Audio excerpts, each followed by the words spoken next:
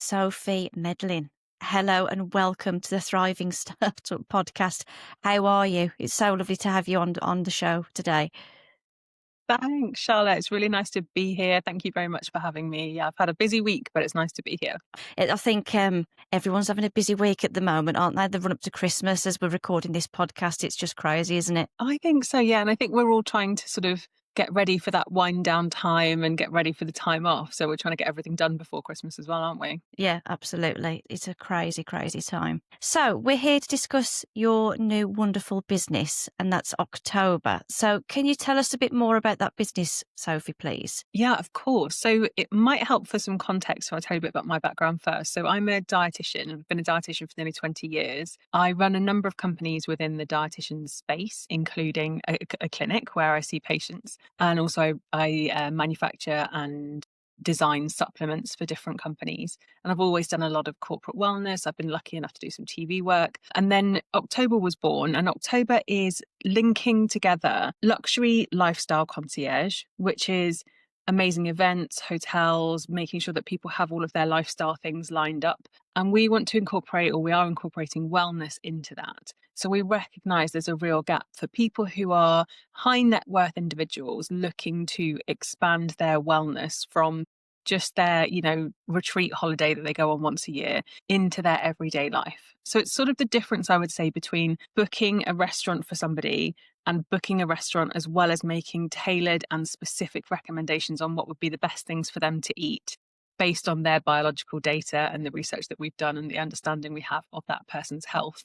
Now, of course, people make different decisions and that's fine, but I think it's about having an informed decision to make on what's going to be best for your health and integrating wellness into your day-to-day life. Blimey, so that's one heck of a niche then, Sophie. I've never heard Yeah. of a wellness concierge business. So for somebody who is a client of yours or a prospect who is interested in using your services, what does that journey look like? So we would initially get them through and they would come and see me. So they would have their lifestyle and everything else looked at in terms of what sort of travel they want to do and all of those sorts of things. And then we would have a conversation about their general well-being, what's going on for them health-wise, any health issues that they've got. We also work with a GP and we have good contacts with other private healthcare sector individuals who can see them if they need additional medical support. So they would have a full MOT from me and we would understand their lifestyle goals, any health problems that they have. And then we would work to integrate that into their everyday life. So that might be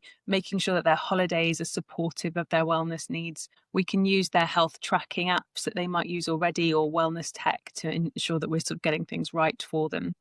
And then we would make sure that they're on that track. So it might be that we are looking at private chefs. It might be that we're looking at meal prep companies, trying to really utilize everything that's available in that wellness space to ensure that their wellness protocols are integrated into their everyday life. And for me, I'm lucky within my other business called City Dietitians to see quite a lot of A-list celebrities and high profile people. But this really helps to tie up that niche and the goals and things that I'm telling them to do into their day-to-day life, making it as seamless as possible for them. It's fascinating. What a service. So somebody would come actually into your clinic to start that journey, or can they have a remote session with you? Yeah, so we're seeing people all over the world. So it will be people who it's all done remotely from my side. But of course, we have centres where people can go into to have full body checks and preventative medicine tests and things like that so that we can integrate that in if that's a service that they want to buy into. Wow. So what does that test look like? Is it a blood test or what is it? So the company that we are having a pending partnership with is a company called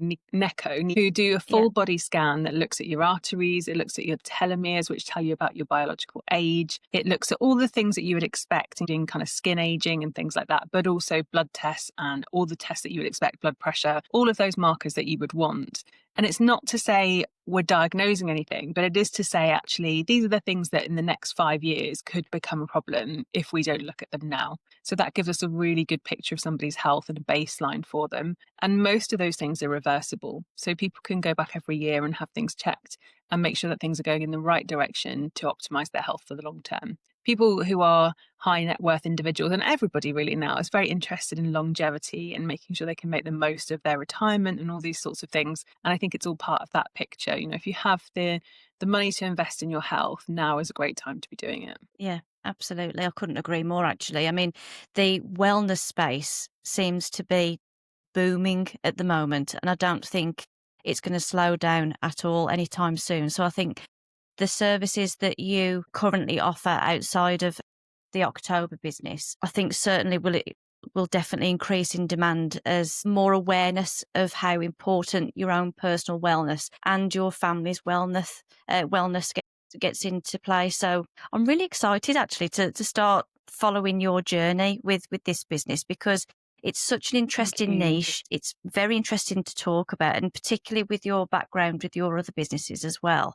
And from getting to know a little bit of ins and outs of your own story, the career that you've built for yourself has been on the cards from a very young age, hasn't it? Yeah, I mean, I was very lucky to know I wanted to be a dietitian from about the age of 15. I was doing GCSE catering, and which I don't even know if they offer anymore.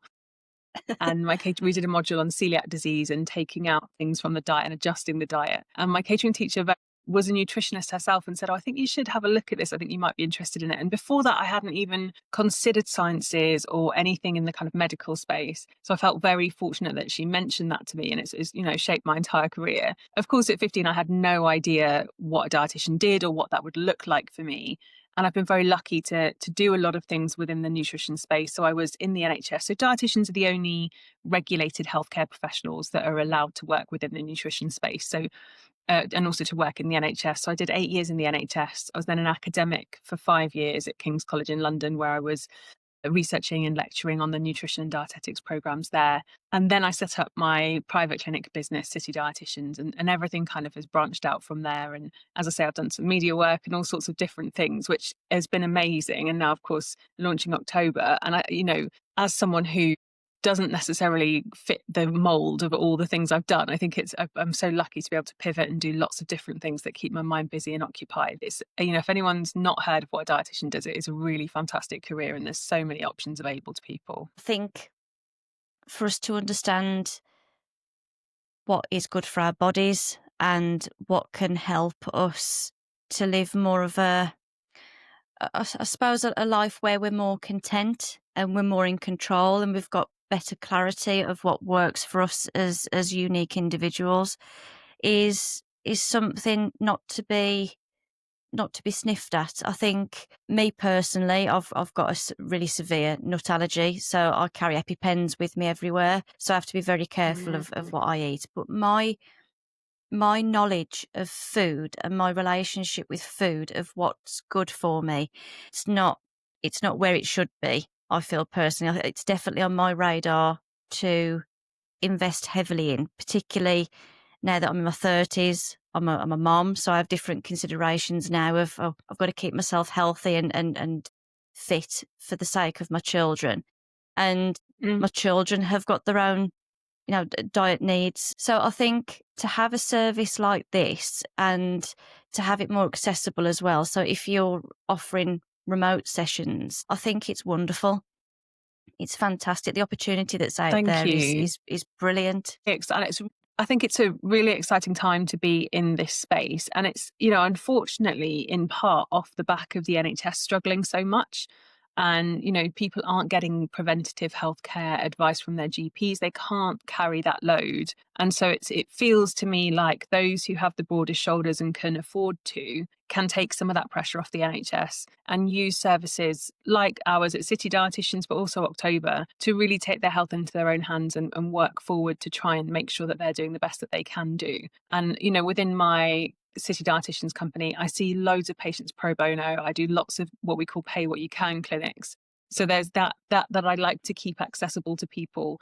But then I do recognize there are people who have a lot more money to spend and are willing to spend that money, but want guidance on where to spend it and how to invest in their health. There's so much misinformation out there. There's so many companies trying to take your money for things that aren't going to give you good advice or good input.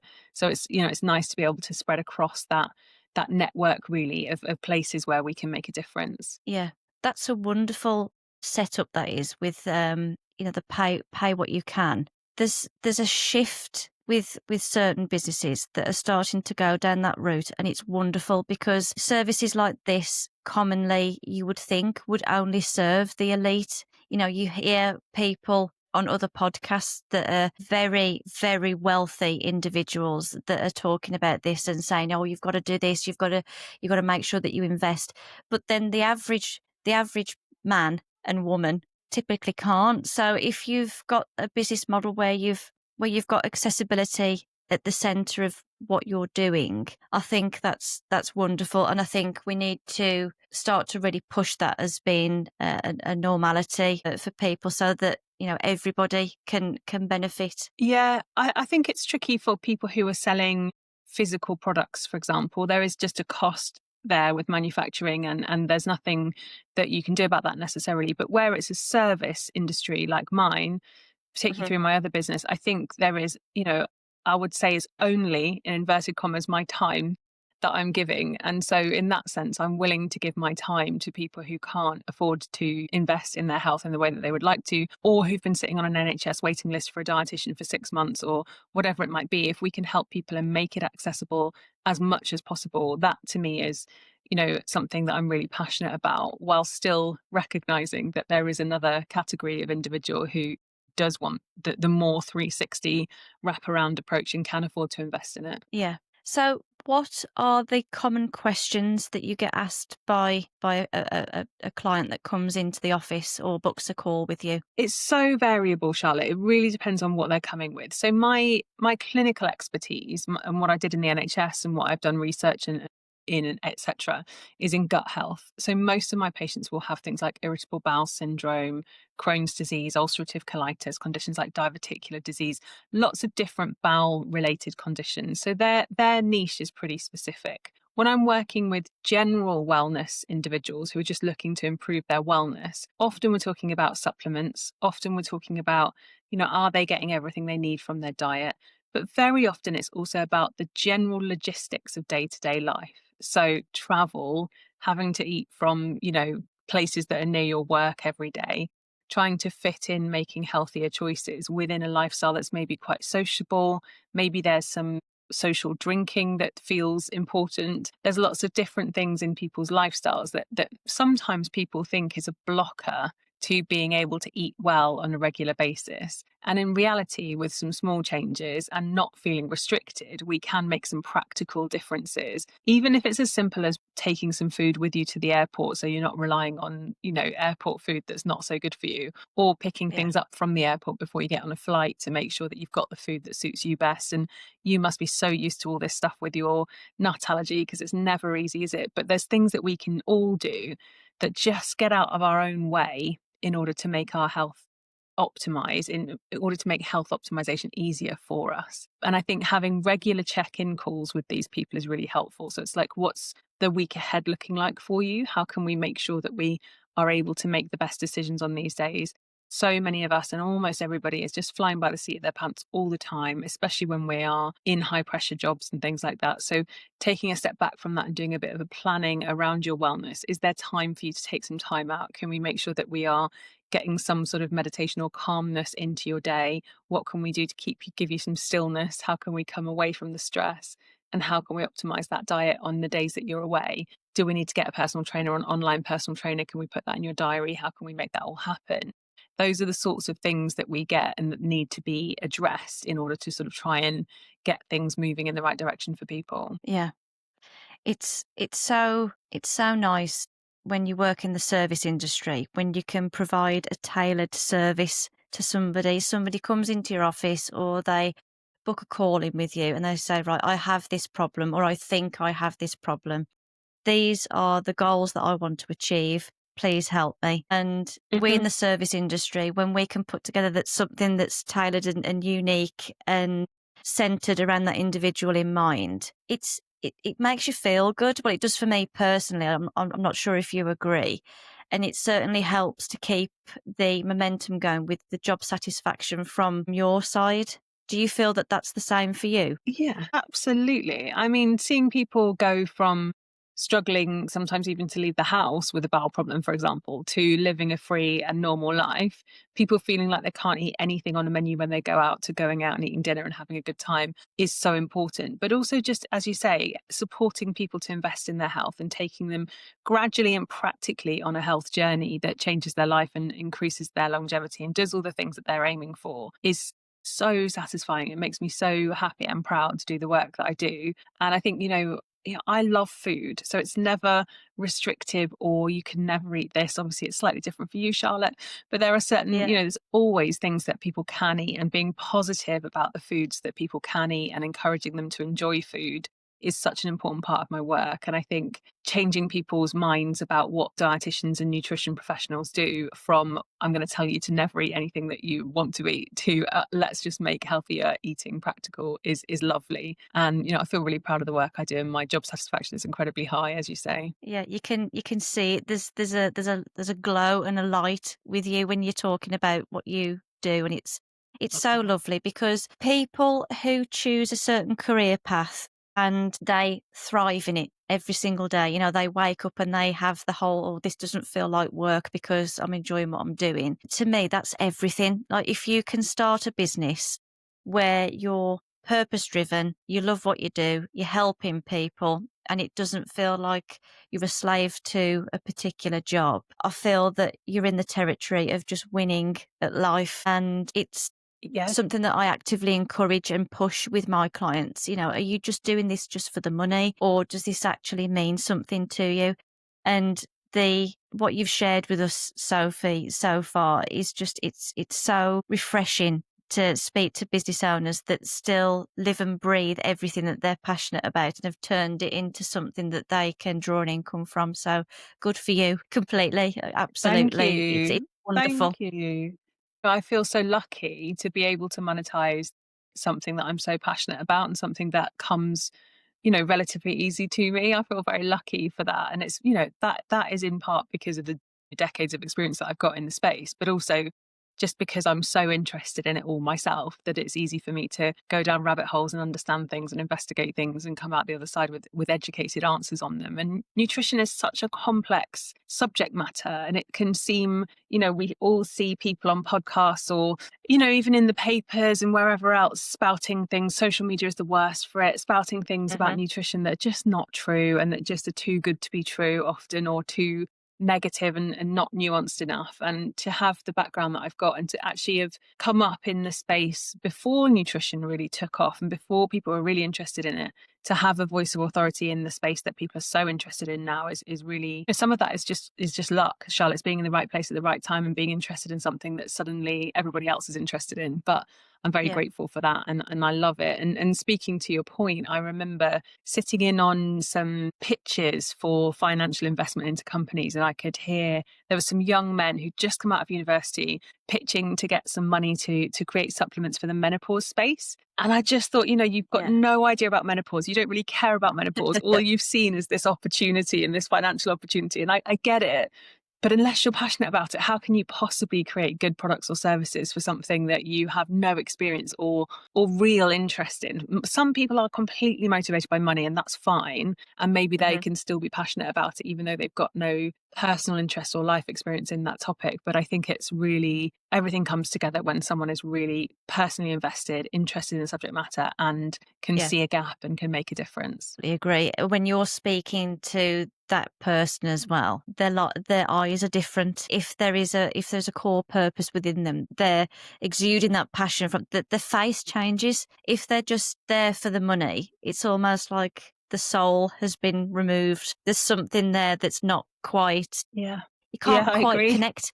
But somebody who's able to tell a story, who's able to explain the reasons why they want to be in this space, why they want to make a difference, sit me next to that person at the table all day long, except for somebody, over somebody who's saying, oh, well, our net profits this quarter have been 23%. Oh, good for you. Yeah.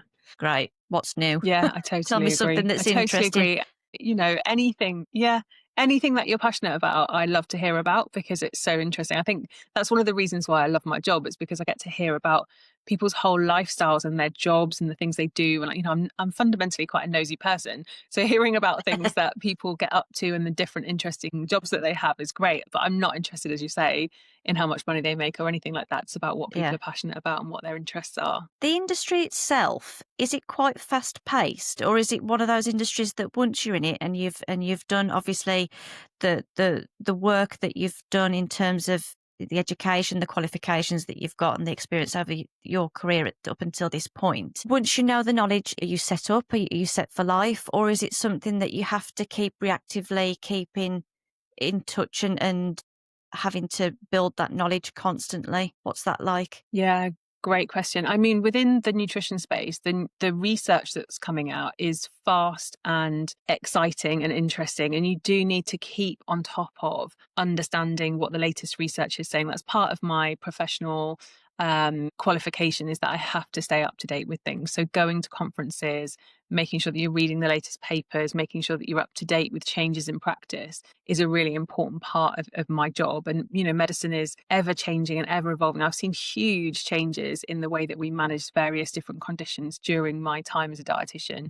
So I think it's super important to keep up to date. It's super important to keep in touch and understand what's going on and read latest guidelines, new research, and understand all these things. But your fundamental sort of bodies of research, so for example, if we think about something like heart disease or diabetes, there's decades of research that have gone before new papers. So being able to read a new paper and contextualize it among those decades of research that have gone before is really important, because of course there's always people coming out with new ideas and new solutions. And maybe they're publishing in that space, but we can say, well, actually, that's just 20 people that you've got, and there wasn't a control arm or it wasn't a placebo controlled trial. So we can then look at that paper and critique it and say, actually, among all the other research that's gone into this, I think this is probably an interesting thing, but not something that's proven or is going to be taken up widely at this point. So it is a hugely fast paced environment to work in, or topic to work in, especially now. And that to me is fascinating. And again, keeps me interested every day. How do you fight against the propaganda? So if you were to see something on social media and just roll your eyes and be like, oh, here we go, another one. How do you fight against that when you've got, potential clients that are coming to you saying, oh, I've read this or I've seen this, my friend has tried this. How do you effectively push back against that? Yeah, it's really hard, Charlotte. It's really hard. I just saw a friend on Friday actually who we used to do a lot of social media stuff around the same time, probably sort of 7 or 8 years ago. I've definitely slowed down on my social media output these days with all good intentions to increase it again, but you know how it is. I think it can become exhausting and overwhelming. You could fight back against every bit of nonsense that you hear. And this week, I've just seen my colleagues reacting to some stuff that's been on Diary of a CEO. And it's a constant output of nonsense on social media, on Hmm. podcasts, everywhere else about nutrition. And you could spend your whole life, fighting against it and doing all of those things. And I did, not my whole life. I did spend a lot of time doing that a few years ago. And actually now I think there's other people doing a great job of voicing that in a different sort of way to how I would have done it, and creating the right kind of noise and the right kind of content for people to come to and understand what the research says about some of these claims that are being made on social media and elsewhere. In clinic, it's an interesting thing because people will say, I'm taking this supplement, or, I've had an intolerance test, and all sorts of things there's no research or evidence behind, that are not safe or not effective. And that is a little bit more difficult, especially if people have been recommended these things by other healthcare professionals. What I often find is that people have seen multiple different nutrition professionals before they come to me. And those nutrition professionals perhaps aren't working from the most evidence-based perspective. They might not be dietitians, they might be nutritional therapists or nutritionists or personal trainers, for example, people who are giving advice but perhaps aren't as qualified to be giving it. That is then a little bit more tricky because they've got a relationship with that person and maybe I'm seeing them for the first time. So trying not to be dismissive of the things that people have tried and found work for them is really important, and having a lot of empathy with how they've got to the place where they are buying into things that perhaps on the surface to me just look like, "Oh, why bothering with that?" Or what's the point of that? Or there's, of course that's not going to work. We have to take a big step back from that and have a lot of empathy with people and understand that when you're desperate and when you're looking for answers, you will turn to whatever is marketed to you. And there's so much marketed at people who have problems that Hmm. it can become really overwhelming for people. So Yeah. I totally get it, but it's about trying to empathize with that situation and educate them with a lots of softness and understanding around why they've got to that place. Yeah, I resonate with that fiercely because the algorithms, particularly on social media, like I'm of the age now where I'm starting to experience perimenopausal symptoms. So, like, I'll talk to my friends about it, and I'll talk to my mum about it. 9 times out of 10, I've got my phone that's close to me. And my algorithm is just flooded then with, you need to be taking this, you need to be taking this supplement. And it makes me feel completely overwhelmed. And I don't even feel like I'm in the market to have that advice. So I totally sympathise with the situation that you're in with having to battle against all of that and trying to put your clients at ease, because I'm not even in the space where I'm starting to, pragmatically take steps to wanting to improve this. I'm just in the research, my own personal research stages, where at the back of my mind, I totally appreciate how important it is to get a good grip of it. But it's hard, isn't it? And the marketing that's around these things. It's like, where do you go for a credible and trusted source to help to steer you in the right direction with these things? Madness. Yeah, I mean, obviously, I'm super biased, but dietitians are Hmm. the right people to go to. So we're not allowed to sell you supplements. We're not allowed to make any extra money off you. Working with my regular patients, I will write to your GP and ask for tests or medications. So in order to get an unbiased and legally binding unbiased opinion, we're not allowed to do Yeah. anything else.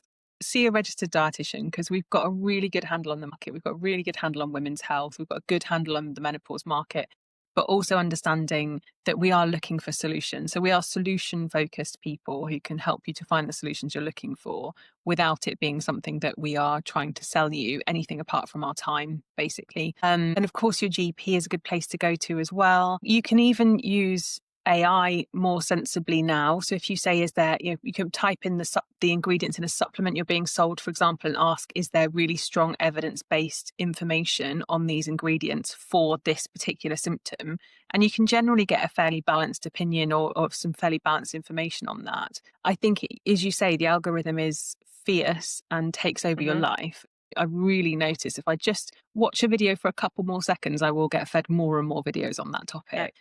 No, I think the menopause space is a super interesting one at the moment because it is just, I'm seeing more and more women in their 30s and early 40s coming to me and saying, "Oh, I think I'm perimenopausal." And, Charlotte, I've Hmm. got no idea about your symptoms or when your mum, for example, went through the menopause. But Yeah. sometimes I think actually we're putting everything down to the menopause because that's what we're being told it is. And I think that Hmm. the conversation about the menopause is so important, but this overwhelming tidal wave of information about it is making everyone think that every symptom they've got is the menopause when it could be something that's nothing to do with that. And you might not have your menopause for another, I don't know, 10 years. It's a Yeah. really interesting time. Yeah. So, Sophie, it's evident that the passion is there, the drive is there. So, when we're looking at October as a business, what's on the horizon in the next 12 months for that new company? Yeah, great question. So we are partnering with lots of really interesting companies at the moment, from hotels and wellness spas to different wellness interventions. We're looking at different medical concierge information and things like that as well. Partnering with pet travel companies and all sorts of really exciting things so that we can start to bring people really special experiences and create this sort of 360 approach to wellness and lifestyle. I think we will continue to build those. We may find some funding. We're continuing to sort of build our social media presence and work on LinkedIn to connect with other people and other people in the space. I think that we are excited to get, more and more clients through and get them on that path. So it's a really exciting time. And I think we need to be patient, which is never Hmm. easy. But I think patience and networking is really key. So I think that's what the next year will really be about, is building up our networks. We're also looking at, we've got a franchise in Ghana now. We're really interested in that new new money space where a global economy is growing. Saudi is another place that we're looking at Yeah. franchising into. So I think there's lots of opportunities for us, and it'll be a really exciting 12 months. Maybe I'll come on again this time next year, Charlotte, and tell you all the updates. It'd be fantastic. I really look forward to that. That would be wonderful. So, the early phases of building a business, having to look at who you can partner with and who you can collaborate with. I love that. I love that time. Yeah. So, having to branch out to, local hotels and travel companies, are you finding that the adoption of your idea is successful at this time, or are you having to take a bit more time out to, really explain and push what's on the horizon for the business? Yeah, good question. I think that the hotel chains and other companies like that are fairly familiar with the lifestyle concierge concept. So they're fully on board with that. That feels easy for them. They understand that, they've done that and worked with lifestyle concierge companies for years. It's more the integration of the wellness into that people perhaps take a little bit minute to go, oh, that's interesting. What does that mean for us? And what would we need to do differently, for example? But I think that everyone can see that it's needed. Everyone can see that it's important. Everyone can see the benefit of that. And because we're the only lifestyle concierge integrating wellness, I think that is something that's kind of making people's eyes light up a little bit and go, okay, yeah, I can see why that would be important. So, for most of our partners, it's not new for them. On the flip side of that, my medical colleagues, it's quite new for some of them, and it was new for me as well as a dietitian. So it's sort of trying to help them to understand how this works. And for most of my colleagues, it won't be that their medical or their wellness practices need to change. It's just what that looks like practically, and it's our job as October to make it practical for people in their day-to-day lives. Yeah. I'm so excited for you, honestly. Like when I speak to people with such a Thank specific you. niche, I'm like, I want to understand all of it. Um, Challenges then, and the hurdles that you've had to overcome. So can we look at what challenges you've had in your career so far, and then start to look and pick at the hurdles that you've had for October as well? Yeah, of course. Listen, I think as much as I've done lots of different things, we all find things that don't necessarily suit us and try things that don't necessarily work. And I think, my clinic business has been around for 8 years now, and that it's had different iterations, it's had different structures. I think what's really important to people listening is to know that you don't always get it right the first time. And that's important. For me personally, one of the things that's been a big challenge is I didn't find out that I've got ADHD and dyslexia until I was in my 30s. And at that time, I was working at King's College and struggling with like basic admin things that were easy for other people. And I was really fortunate because my supervisor said to me, if you're a student, we'd tell you to go and get tested. And I found out that I've got dyslexia, dyspraxia, and ADHD. Wow. It's a full hat trick. And at that time, I was trying to decide whether I wanted to do a PhD or do more of the private practice and other consultancy work that I was already doing.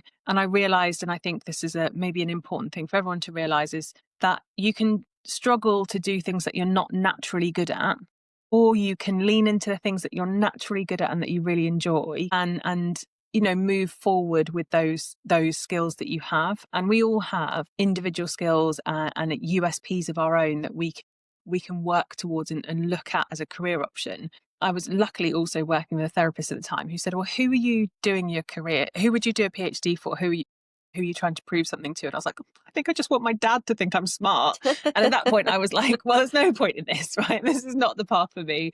And actually, I've thrived personally, professionally, and in every way, moving into a career that suits my brain better rather than trying to Yeah. fit a mold that was never going to work for me. Yeah, good for you. The point that you made earlier about being patient. So patience, that tends to come over as quite a big challenge for business owners to respect, work with, and accept that in business there are times where you do have to be patient. What advice, if we were to lean into patience, would you give to people that are looking to start a business or they've just started their new business? Yeah, I think it's really pertinent to October at the moment, actually. And having set up a service business before, I know that patience is key. My colleagues haven't set up a business before and maybe are a bit more impatient at the moment than I Mhm. am. I know that this will all come. I know that in 6 months we'll be saying, oh God, like we've got so many people, what are we going to do? But I think there's tendency, especially maybe within the service industry space, and to be fair, with products as well, where people think, well, I've done all this work, I've got everything set up, where are all the people, or where are all my customers? It takes Yeah. time and it takes networking, and you just need one thing to come off for everything to fall into place. It's not easy, but it's an important thing to be aware of when you set up. And I think probably lots of people throw in the towel too early and say, oh, it's not working, we haven't got enough customers, we haven't got enough people coming through the books, or whatever it might be, and get fed Mhm. up. But in reality, it is about gradually picking things up and going slowly, and not expecting that you're going to be able to quit your job next week to Yeah. work full time in your startup. It does take time. And I don't have anything advice wise apart from give it a good solid year, and then reflect and see what you're doing, and make sure you keep pushing every avenue and keep trying new networks, and exploring new opportunities, and saying yes to things, even if you're not sure where it'll lead to.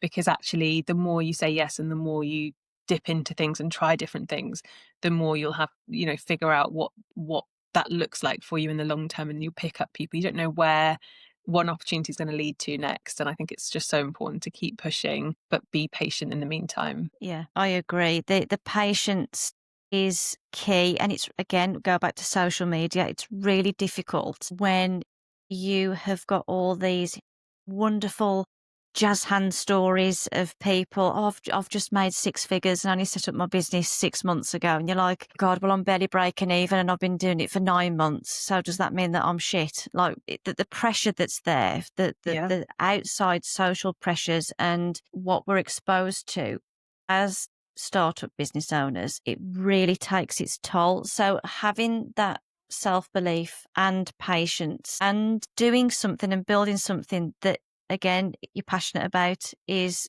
purpose driven. It certainly helps to combat that. And clients that I've spoken to, and students that attend my workshops, the point of networking when you're building your business, it's really important. It's such a key part of starting and building the business, the history and the longevity in business is there. I think when somebody is really nervous with networking, that's, again, a key point and focus of building something that you're passionate about, because the light will be there when you're speaking to people. It will come more naturally. It's not forced. You can speak more fluently and with confidence about what you're doing. And it almost becomes magnetic. So even if that person that Yeah. you're speaking to isn't going to be a direct client of yours or a customer of yours, the fact that you have shared a story and your belief in what you're doing and the impact that what you're going to be doing, that will help sit with them because they've spoken to somebody with heart. And I think anybody who's nervous about networking, I can't for a single second think that you would have any issues with that, Sophie, because how you talk about what you do and your career and the benefits that you would bring to people's lives, you can't help but just sit and listen and smile and start to take it all in. So having that touch point with that person, and they could then take that story away and speak to other people, that's part of networking as well. Do you know what I think, though? I'm great when I'm in context. So I could talk to you, Charlotte, about the businesses and about nutrition all day, but I do Hmm. struggle with small talk and being out of context. I'm quite socially awkward in certain situations. But I think if people are anxious about networking, it can be really helpful just to be forward facing with that and say, oh, I'm really Yeah. sorry, I'm a bit shy. Do you mind if I stand with you? And then that can, other people will, nice people will say, oh, don't be shy, come and talk to us. And then that gives you the in. And I think we are fortunately in a world now where people understand much more about social anxiety and about feeling Hmm. nervous in these spaces. And chances are you'll find someone else who says, oh, I'm a bit nervous too. Let's chat to each other. And you just don't know where that's going to lead and what's going to happen next. So I think Yeah. if you are nervous about networking, it is about being honest about that and saying, oh, I'm not very good at networking, or I feel shy, or whatever it might be that feels comfortable for you to say. Because actually, so many people share that experience. And I don't think we Yeah. need to, I think it's about this imposter syndrome thing, isn't it? Where people think, I'm not good enough to be here. But if we all are a bit more vulnerable, it allows other people to be vulnerable with us and share that actually maybe they're Yeah. feeling a bit out of place or a bit unsure as well. As a business owner, be human Yeah. completely at Yeah. Authentic is networking what space. everyone's Yeah. looking for now. Yeah. Yeah. Yeah, for Well, sure. people buy from people, don't they? That's the whole thing that's, Hmm. that's the big noise now, and it's so true. The partners that I work with them because I have a connection with them on a human level, like not necessarily I think what that's they can key. do, what their business does. Yeah, and I So think yes, that we can see that, we can see that in people. One of the things that some junior dietitians will say to me is, well, there's so many dietitians now working in private practice, there's so many dietitians trying to get into this space. And the truth is that, as you say, people buy from people, and being authentic, being yourself will draw the right customers and people to you. And if you're trying to pretend to be somebody else, you're going to end up with people buying from you or working with you that just don't quite work and yeah, gel. And I think if the more we are authentic in ourselves, the better it will be in terms of creating and attracting the clients that really want to work with us and that feel like a good fit for us. yeah, completely agree. So, Sophie, I've got two more questions for you. What is your proudest achievement so far in your career? Great question. I mean, I've been very lucky in my career, and I've worked hard, but I've been very lucky. One of the things I think I'm super proud of is that a couple of years ago I was on a Channel 4 show. So I'd done lots of little bits of TV Wow. before, but this was being front and center, the lead clinician in a full series on Channel 4. And the TV show is called Know Your Shit, and it's still on the Channel 4 player, so you can catch up with that if you want to, both from an interested in what dietitians do perspective, but also on understanding much more about gut health and how our bodies work. So that's something that I was really proud of, and it was just lovely because it was done. I did it with my friends basically, and it was like all of my friends being in clinic together.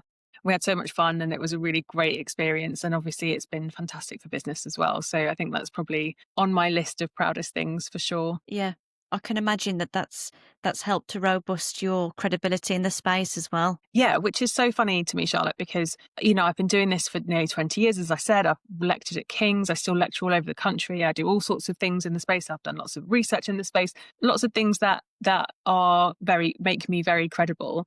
But being on TV is the thing that people go, oh, she's been on TV. That's why I should see her rather than somebody else.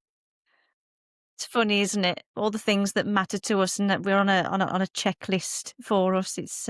But yeah, imagine that certainly opens a lot of doors, and it's an interesting point, isn't it, for people to start talking, asking you questions about what's it like being on telly. Yeah, and also I think it helps people too. Speaking of that authenticity point, I think that people were able to see my approach on TV and go, "Oh, she seems like somebody I could talk to," or "Actually, Yeah, I've got that problem as well, and maybe she could help me." And I think it is about presenting yourself in the way that is authentic and is yourself, and not being, if you're not a very serious person, not being too serious and trying to be your real self in those spaces so that people can connect with you, and then you can really help them in the best possible way. yeah. It's why these video podcasts work so well, because people can see the Yeah, body yeah, language, they can see the facial expressions, and they can start to see, oh, could I warm to that person as somebody who I could work with? So yeah, yeah, what yeah. a what a thing to have on your portfolio. I don't think I've had anybody on the podcast who's been on the TV before. It's nice. Thank you. Okay, so Yeah. the last question that I have for you then, Sophie, is anybody who's looking to start a business in the next 12 months or has started their own business in the last 12 months, what advice would you give to them, please? So if someone's thinking about starting a business and you've got an idea and you're passionate about it, go for it. Start doing it. And I think it's about doing things gradually and not so when I'm working with dietitians who are looking to start a freelance business, for example, or start working for themselves, I always say to them, do the baby steps, get things in place, slowly start the ball rolling. You don't have to do everything all at once. I think sometimes we look at starting a business and think, oh, this is totally overwhelming. But actually, anyone can start a business. Look at the Mhm. steps that you need to take and start taking them slowly and gradually. Get a little team of advisors around you. So find the people in your network who have a business themselves and ask them questions about how they manage their accountancy, how they do the different things that maybe you're a bit worried about. Find a good website designer, start using a bit of social media. But really, it's about just starting to put one foot in front of the other and maybe having like a monthly goal that you want to reach to tick things off your list of things you need to do. It's such a rewarding thing to run a business. And genuinely, with my brain, if I can do it, anyone can do it. So So I think it's about just starting and starting to move that forward and not being Yeah, fearful and not worrying so much about the skills that you don't have because you will build them along the way. But there's always other people out there that can help you for sure. And I yeah, think if you've started a business in the last 12 months, patience, patience, patience, but also don't lose your vision. Don't be disappointed. Don't be disheartened if it's not happening as quickly as you want it to. Keep networking, keep building, and keep doing all the things that you're doing because you only need one thing to switch and it can just really take off really quickly. So I think it's about patience, but it's also about keeping that passion alive and keeping going with everything that you're doing. yeah. Wonderful advice. Sophie, I am so grateful and just you've been an absolute pleasure. Thank you so much for coming on the show. You've been amazing. And I will keep you to your word in 12 months time to invite you back on the show Yeah. just to see how October's going. And please give my best to the October team because I'm very excited Well, about the journey that you're all going to go on. So congratulations on the business. Thank you so much. thank you. Thank you so much, Charlotte. It's been an absolute pleasure being on and really appreciate your well wishes. And I would be more than happy to come on next year and tell you everything that we've been up to. That would be amazing. Sophie, thank you so much and I shall speak to you soon. Thank you.